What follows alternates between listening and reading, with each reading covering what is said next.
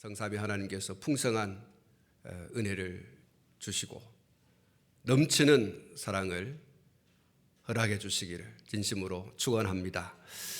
오늘 본문 1절 말씀에 보면 내 영혼아 여호와를 송축하라 그렇게 말씀하고 있습니다. 이 송축하라고 하는 말은 찬양이라는 말과 같은 그런 뜻을 가지고 있습니다. 그래서 내 영혼아 여호와를 송축하라고 하는 말은 내 영혼아 여호와를 찬양하라 그런 말씀이죠.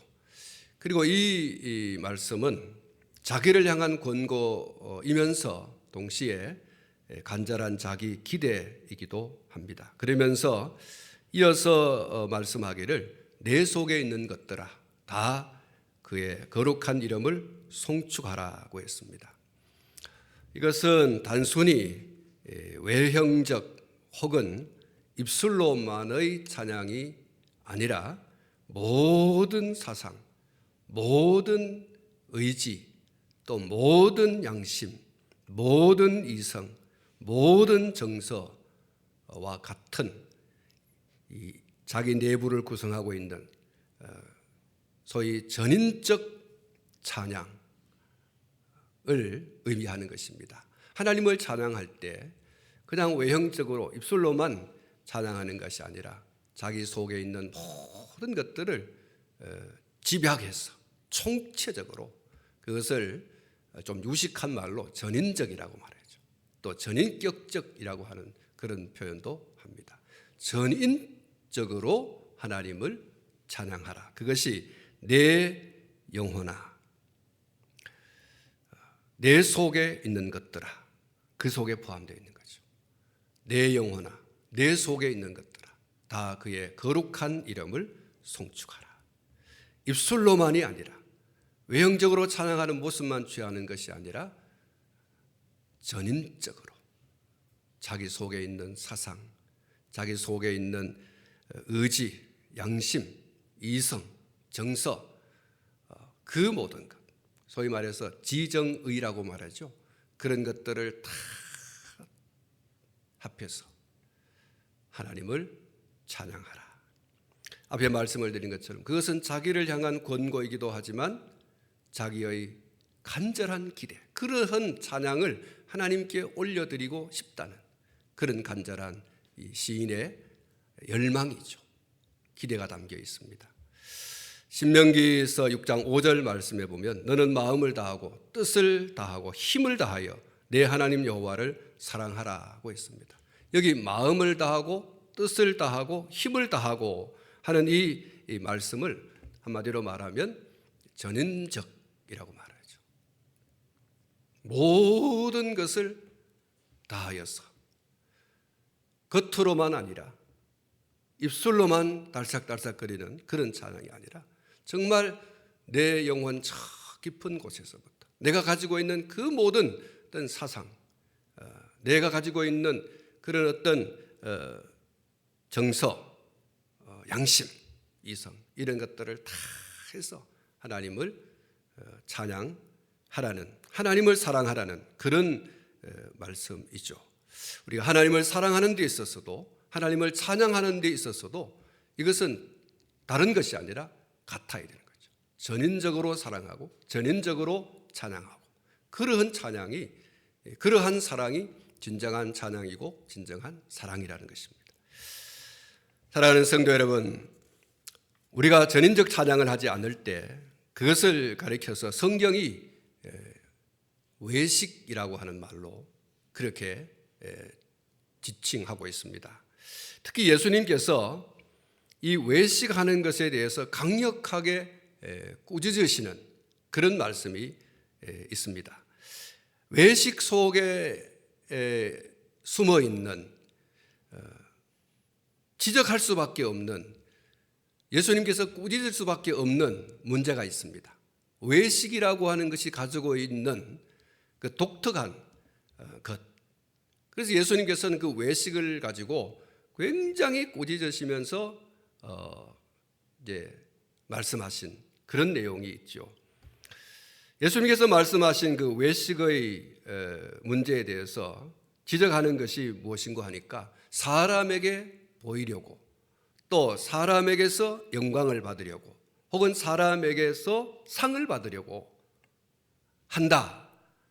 그게 바로 외식이 담고 있는 독특한 것이에요. 그래서 예수님께서는 그런 외식에 대해서 아주 심각하게 꼬집으시고 또 책망을 하시죠.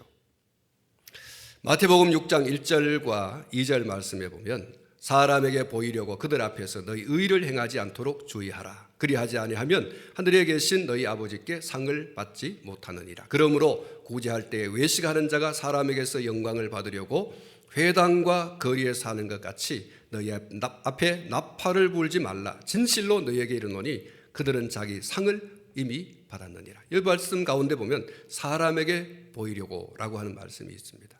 마태복음 6장 5절 말씀에도 또 너희는 기도할 때에 외식하는 자와 같이 하지 말라. 그들은 사람에게 보이려고 회당과 큰 거리 어귀에 서서 기도하기를 좋아하느니라. 내가 진실로 너희에게 이르노니 그들은 자기 상을 이미 받았느니라. 기도할 때에도 외식이 있다는 거예요. 기도할 때에 외식하는 자와 같이 하지 말라. 그들은 사람에게 보이려고. 그게 문제예요. 기도하는 게 문제가 아니고 기도를 하는데 그 기도가 사람에게 보이려고 한다는데 문제가 있다는 것이죠.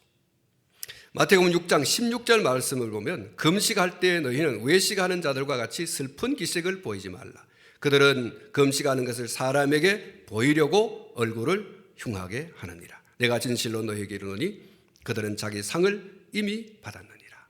금식을 하지 말라는 것이 아니라 금식을 하면서 그 목적을 사람에게 보이려고 한다는 거예요. 그 의도가 순수하지 못해요. 그 동기가 순수하지 못합니다. 그래서 예수님께서는 금식을 하지 말라고 하는 것이 아니라 금식이 나쁘다고 하는 것이 아니라 금식을 하는 동기와 의도와 목적이 사람에게 보이려고 한다는 것에 대해서 예수님께서는 강력한 이런 지적을 하고 계시는 것이죠. 마태복음 15장 7절과 8절 말씀에 보면 외식하는 자들아 이사야가 너희에게 관하여 잘 예언하였도다. 일러스되 이 백성이 입술로는 나를 공경하되 마음은 내게서 멀도다. 그렇게 하면서 엄히 외식을 꾸짖는 그런 말씀이 기록이 되어 있습니다.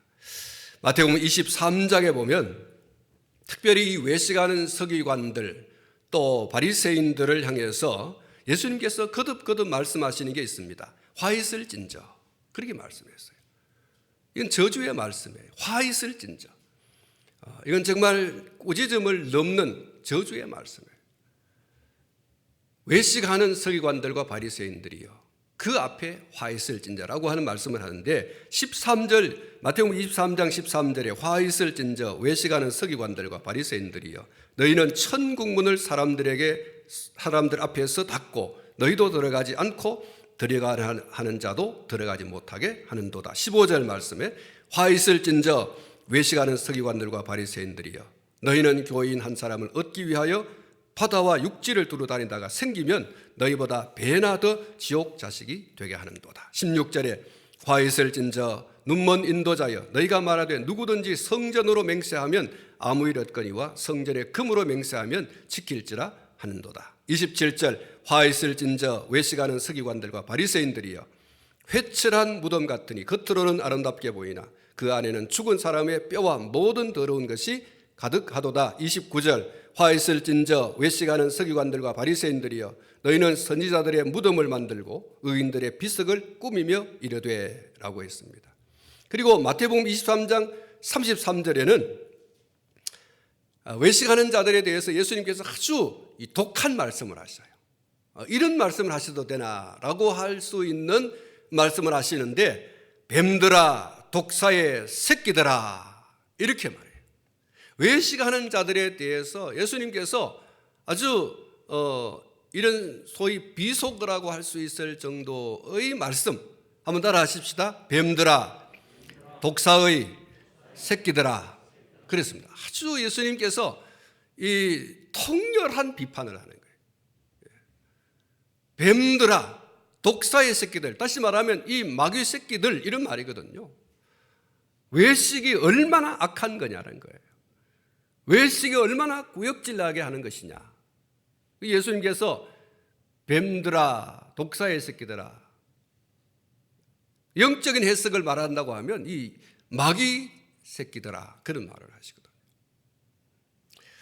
사랑하는 성도 여러분, 우리의 찬양이 외적인 그런 어떤 입술만의 찬양이 아니라 더 중요한 전인적 찬양으로 하나님을 영화롭게 하는 그런 찬양을 할 수 있기를 축복합니다. 찬양하라 내 영혼아 라고 하는 그 복음송이 있습니다. 찬양하라 내 영혼아, 찬양하라 내 영혼아, 온 마음과 정성 다하여 주 찬양하라. 온 마음과 정성 다하여. 우리가 하나님을 찬양할 때의 그 주안점이 어디에 있어야 되는가? 온 마음과 정성 다하여, 마음을 다하고 뜻을 다하고 힘을 다하여. 거기에 우리가 하나님을 찬양하는, 또 하나님을 사랑하는 그 주안점이 거기에 있어야 되는 거예요. 사람에게 보이려고, 사람에게 칭찬받으려고, 사람에게 상 받으려고, 그건 아니라는 거예요.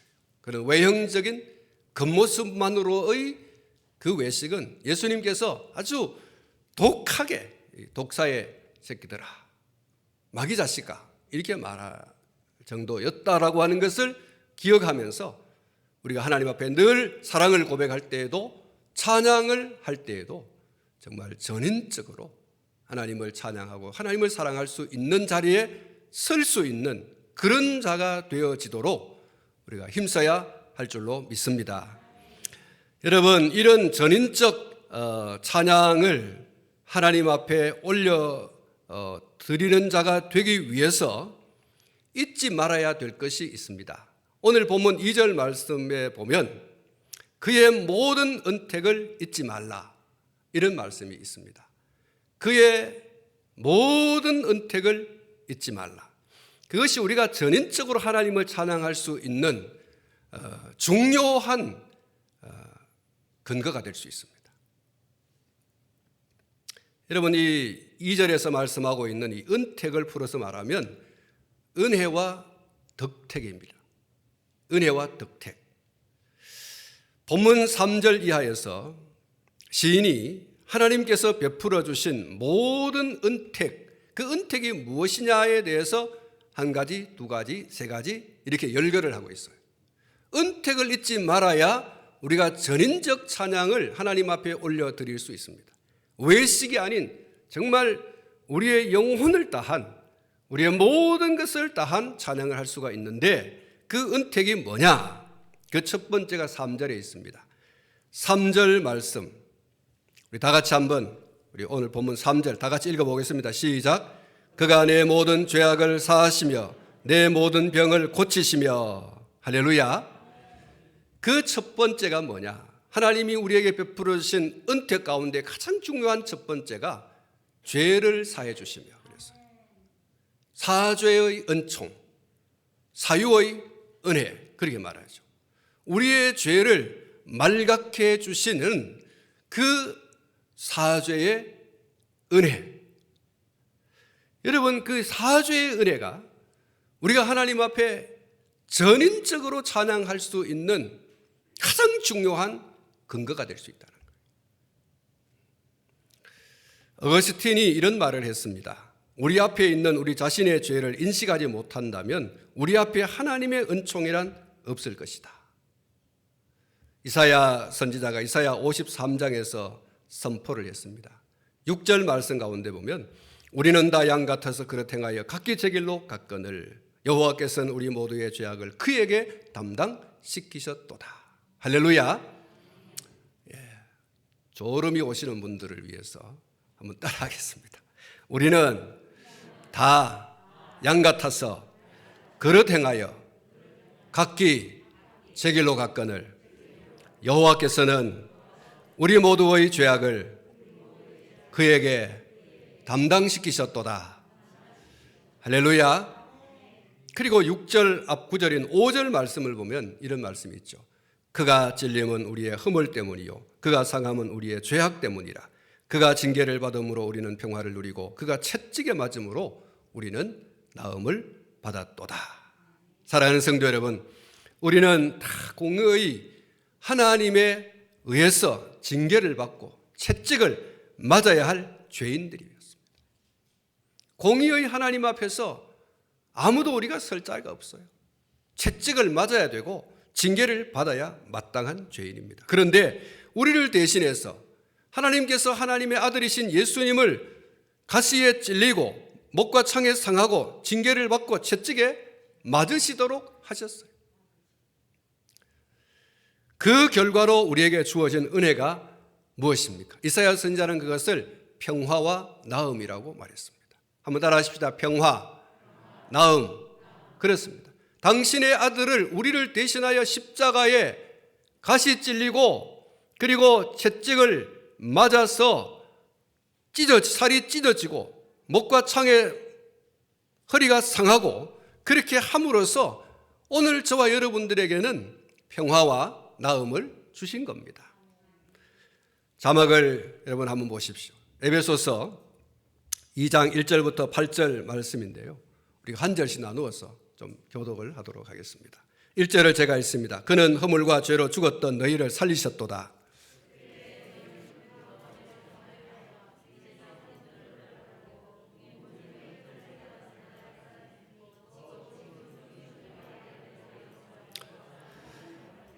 전에는 우리도 다 그 가운데서 우리 육체의 욕심을 따라 지내며 육체와 마음의 원하는 것을 하여 다른 이들과 같이 본질상 진노의 자녀이었더니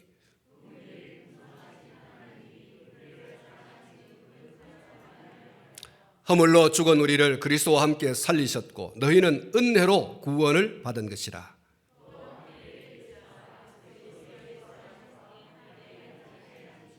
이는 그리스도 예수 안에서 우리에게 자비하심으로써 그 은혜의 지극히 풍성함을 오는 여러 세대에 나타내려 하심이라.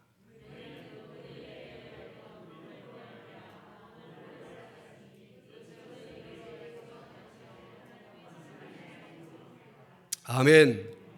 사랑하는 성도 여러분, 우리는 허물과 죄로 이미 죽었던 사람이에요. 죽어가던이 아니라 죽었던 피니시예요. 끝입니다. 우린 정말 허물과 죄로 죽었던 자들이었습니다. 그러나 이제는 허물과 죄에서 사함받고 구원을 얻은 줄로 믿습니다. 하나님의 사랑, 하나님의 은혜가 오늘 저와 여러분들을 이 허물과 죄로 사망, 죽었던 자리에서 다시 살림을 받은 그런 은혜를 입은 자인 것을 믿으시기를 축복합니다. 여러분, 하나님의 풍성한 긍휼, 하나님의 큰 사랑, 오늘 이 본문 말씀에 그렇게 말하고 있지 않습니까? 너희는 은혜로 구원을 받은 것이라. 하나님의 은혜, 하나님의 사랑, 하나님의 긍휼, 그것이 우리를 다시 살리신 겁니다. 8절을 다시 한번 소리 내어서 한번 읽도록 하겠습니다. 8절입니다. 에베소서 2장 8절이에요. 다 같이 시작. 너희는 그 은혜에 의하여 믿음으로 말미암아 구원을 받았으니 이것은 너희에게서 난 것이 아니요 하나님의 선물이라. 할렐루야. 하나님의 선물이에요. 우리가 찬송가 304장 1절에 보면 이렇게 가사가 쓰여져 있습니다. 그 크신 하나님의 사랑 말로 다 형용 못하네. 저 높고 높은 별을 넘어 이 낮고 낮은 땅 위에 죄범한 영혼 구하려 그 아들 보내사 화목제물 삼으시고 죄 용서하셨네. 하나님의 크신 사랑은 청량다 못하네. 영원히 변치 않는 사랑 성도여 찬양하세. 우리를 향한 하나님의 은택이 어떤 것임을 어떤 식으로든 또 어떤 경우에라도 잊지 마시기를 진심으로 축복합니다. 그것이 우리로 하여금 하나님을 향해서 외식이 아니라 전인적으로 찬양할 수 있도록 하는 그것이 나침판이고 그것이 내비게이션입니다. 우리로 하여금 전인적으로 하나님을 찬양할 수 있는 대로 나갈 수 있게 하는 통로예요. 오늘 저와 여러분들이 우리가 허물로 죄로 죽었던 자리에서 하나님의 은혜로, 하나님의 그 크신 긍휼로 다시 새 생명 얻었다. 만약 우리가 찬양하는 데 있어서 그것이 베이스로 깔려져 있다고 하면 우리 입술로만 하나님을 절대 찬양할 수 없어요. 하나님을 찬양하는 어떤 외형적 모습으로만 하나님을 찬양할 수 없어요. 우리가 하나님을 내가 직접 찬양을 하지 않는다 할지라도 다른 사람의 찬양을 통해서 또 은혜를 받고 감동을 하고 감격을 하고 또 내가 직접 하나님을 찬양할 때에도 감격인 그리고 감동의 물결이 흐르고 눈물이 나고 그야말로 소름 돋는 은혜의 소름이 돋는 그런 찬양을 하나님께 할 수 있는 것이죠. 기교를 부리는 그런 노래는 아무리 들어도 은혜가 안 됩니다. 내게 감동이 없어요. 감격이 없어요.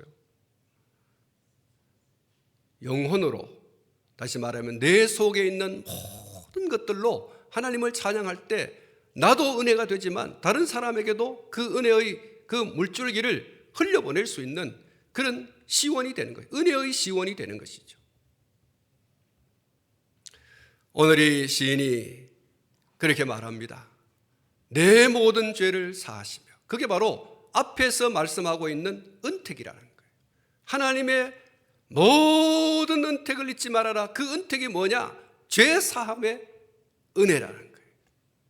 그런 죄 사함의 은혜를 가슴에 품고 하나님을 찬양할 때에 어떤 찬양이 되느냐?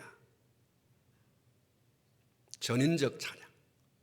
하나님께서 받으시기에 합당한, 하나님께서 찬양을 통하여 영광을 받으시기에 합당한 그런 찬양이 되는 줄로 믿습니다.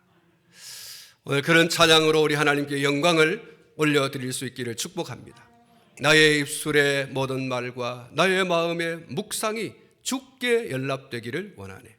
생명이 되신 주, 반석이 되신 주, 나의 입술의 모든 말과 나의 마음의 묵상이 주께 연락되기를 원하네.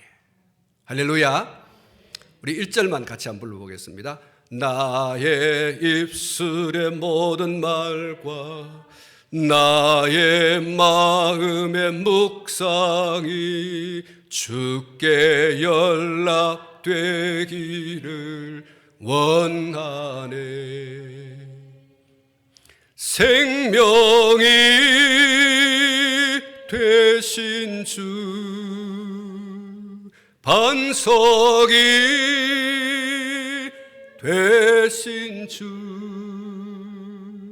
나의 입술의 모든 말과 나의 마음의 묵상이 주께 연락되기를